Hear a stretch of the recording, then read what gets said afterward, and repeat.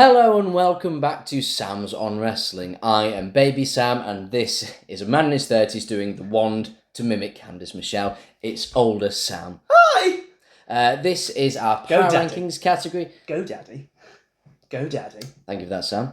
She was in a Go Daddy commercial. That's what she got famous for. I have not. Yeah, Go Daddy in America, she was literally doing that dance. That's why she did it in WWE TV. We need to rank her for adverts as well. The 11th category. Yes. So this is Power Rankings. The Power Rankings, where essentially we take a wrestler, it can be a male, female, or tag team, and we give them a score in 10 different wrestling categories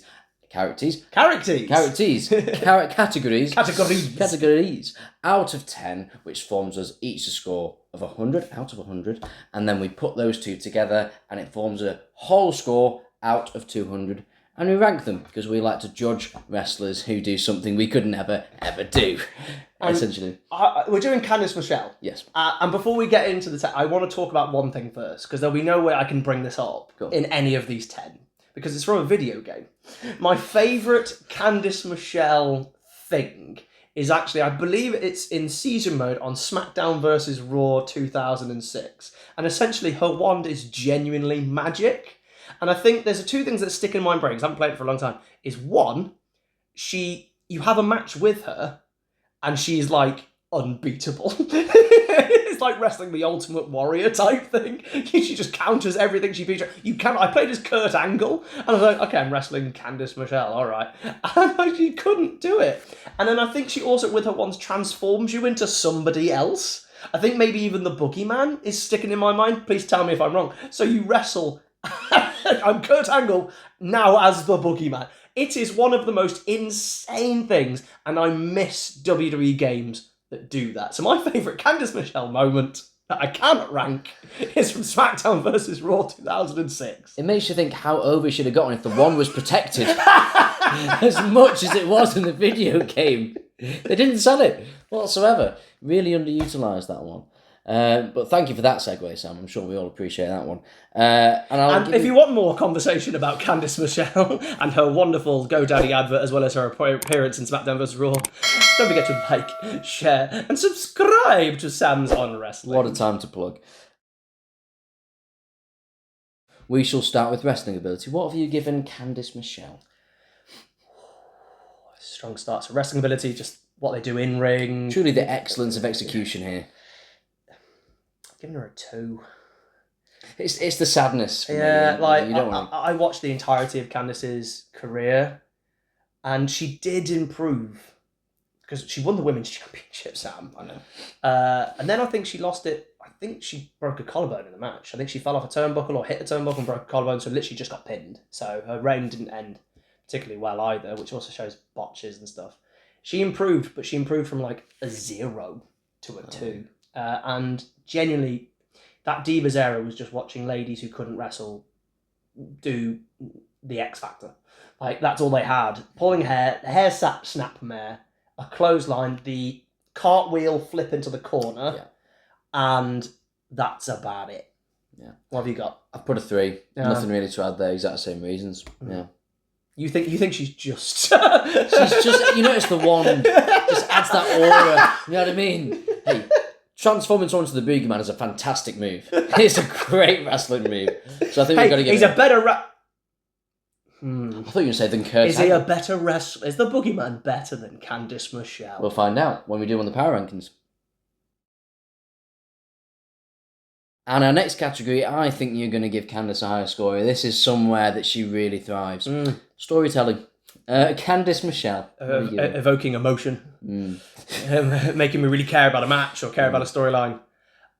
I think her storytelling is equal to her wrestling ability. I've also gone 2. I don't like being negative. You know me, I'm not a negative. I'm always a negative Nancy. I don't know where I'm getting that from. Yeah. But I wanted her to, if you're not going to wrestle, then you do something else. You tell a story. I'll give an example. And this is mean to this woman I'm going to bring up, but I go with Carmella.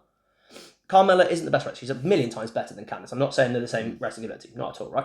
But you wouldn't put Carmella as a great wrestler. But I tell you what, she does stuff in the ring that makes you care. So if you're not going to be great at wrestling, tell some stories, do some character work. And all she did was spin around And that's not storytelling. So I went with the storytelling at her best was when she won the title, because that was actually quite a storytelling. The person who didn't wrestle coming out against Beth Phoenix.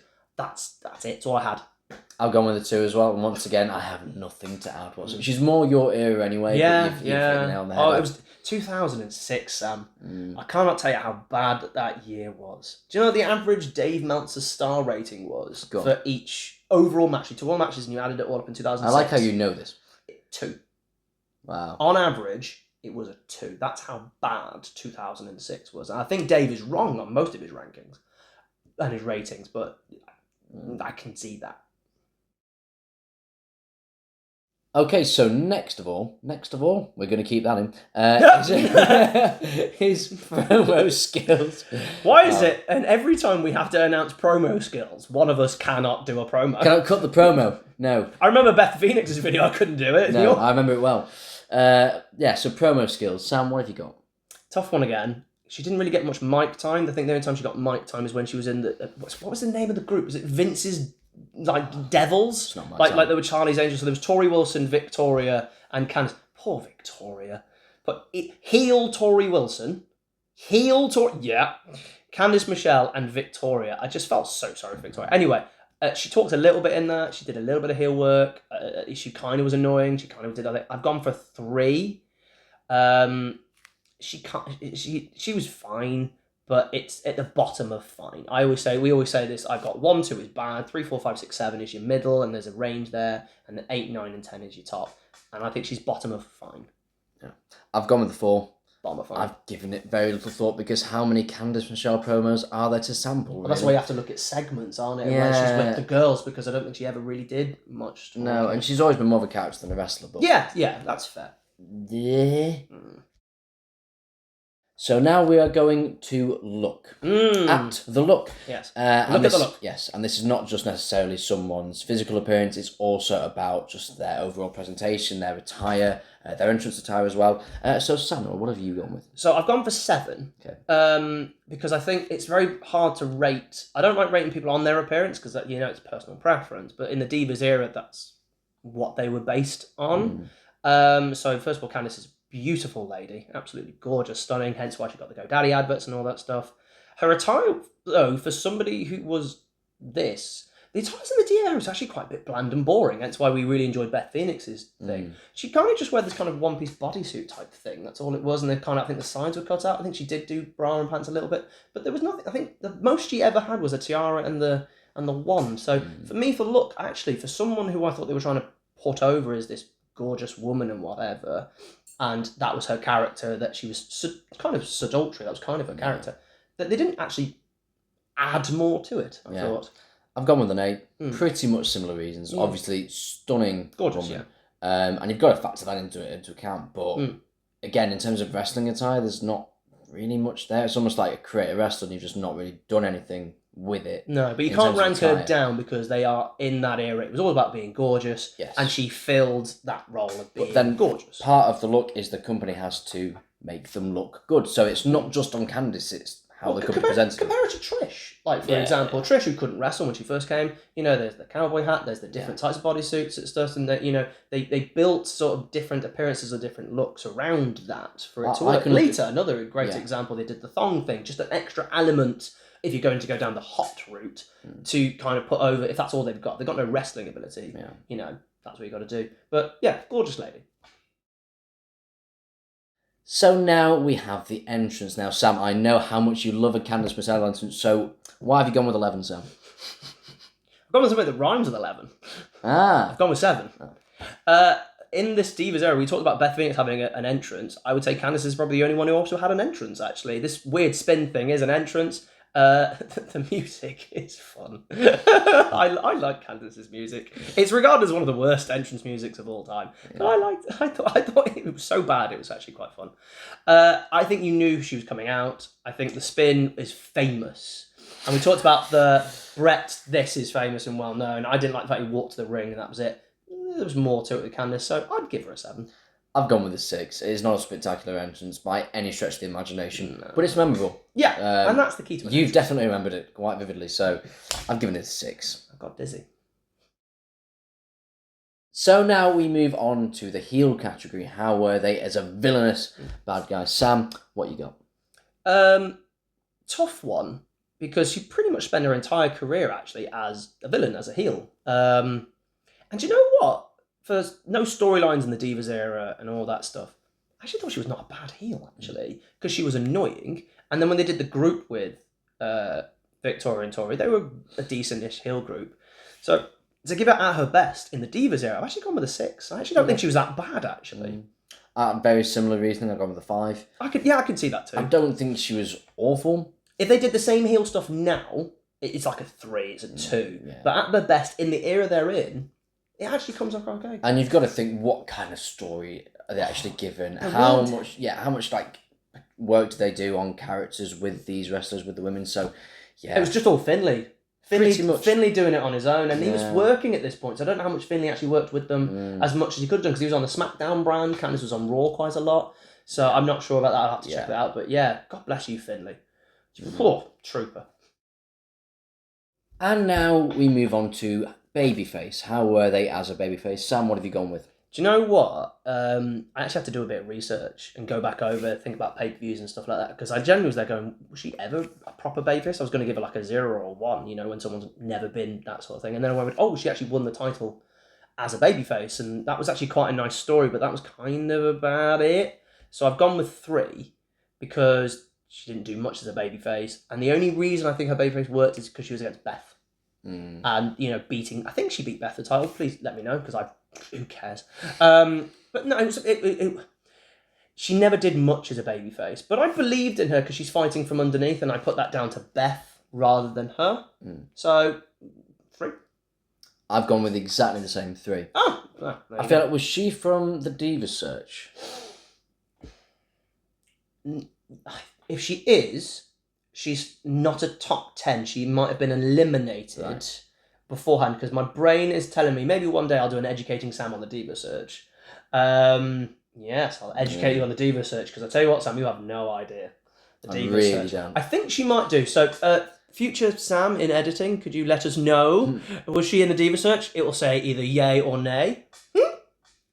Great. I was right. Yeah, I can't believe how wrong you were. Yeah. I think she might have been, yeah. So for that reason, I go, well, you've got the angle of the untrained wrestler, again, coming up against Beth. It's a bit of an underdog thing. Yeah, which it worked. It worked. Other than that, I mean... It's the same as Kelly, wasn't it? Yeah. So gimmick/personality. Sam, what you got for me? It's always a tough category, because you have to work out, are you going with gimmick or are you going with personality? Because some people have a gimmick, some people don't, so therefore you have to go on who they are as a person. Would you ever say that Michelle had a gimmick?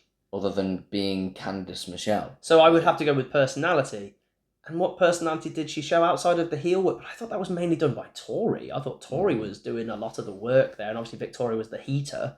If you don't know what a heater is, it's like the bodyguard person, you know, protects the 2 weaker people. The radiator. Yeah, it's always the big person with a little wrestler type thing, but, you know, heat. And, you know, we're keeping it in, it's staying in, it's staying in. That's how much heat Candice got in her personality. I've given her a 3. I didn't see much personality from her at all. I couldn't tell you what she's like as a person. I couldn't tell you what her morals are or objections are as a character in and out of the ring. I couldn't give her much. I had to give her a 3. Does the wand not give you that extra? No. She went to Hogwarts. No, it means she's gone from 2 to a 3. Fair. I went with a 5, but based on what you've said, I'm going 4. You're going back now? Yeah, I think I've got that way too high. 4. Yeah. I wanted more. We could have done... If you're going to do not things with divas, then make them do loads of things backstage. Yeah.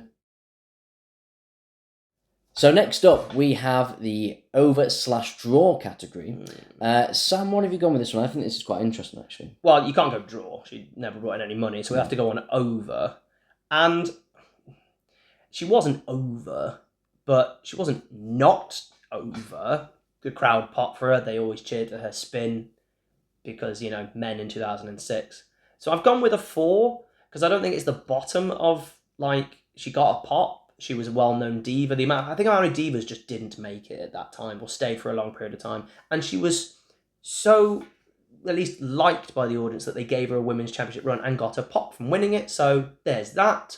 But that was it. So a good pop, and that's about it. So I've gone with a 4. Yeah, I've gone with the 4 as well. And I think it's more the fact she's memorable. Like, Yeah. people remember remember Candice Michelle, whereas you look at so many random divas from that era that are so forgotten and so nothing. Cherry. You know what I mean? I don't even know who that is. Yeah, exactly. She was with Deuce and Domino. I know those guys. Yeah, they had a valet. Right, there you go. Like, who literally cares? No offence. I just think... Shaniqua. Yeah.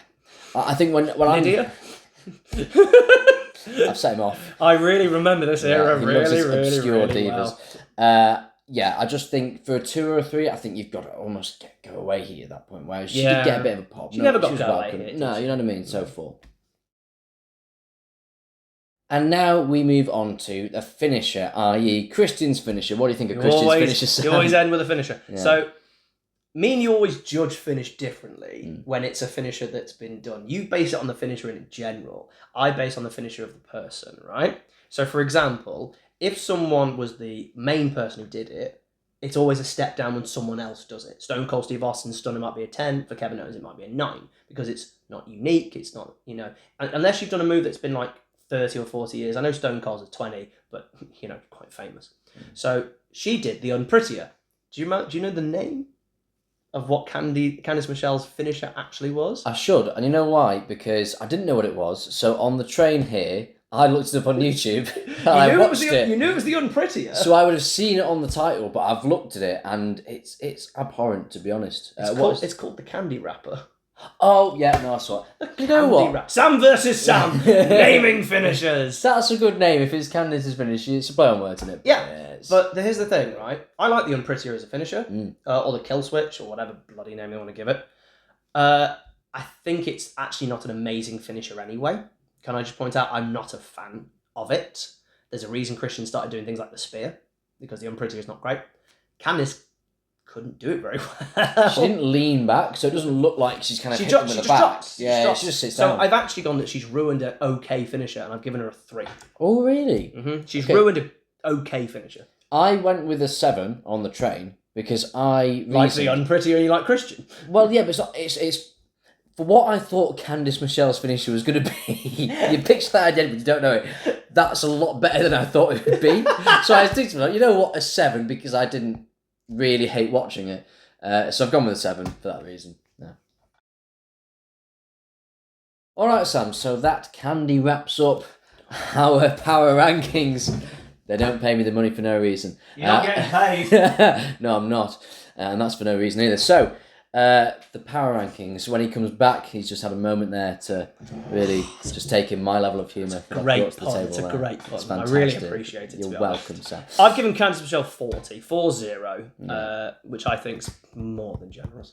Yeah, I've given her 46. Which is way more than generous. Mainly based on the kill switch is given her that. 46. So that's given her an overall score of 86. So she is our second lady onto our women's power rankings. Here is the current women's power ranking. She's in second place behind Beth Phoenix into the silver medal position, Sam. Let's see how long she can twirl her way and stay there. I feel as though she may twirl her way down. Down, So, yes. twirling towards plummetation. Yes.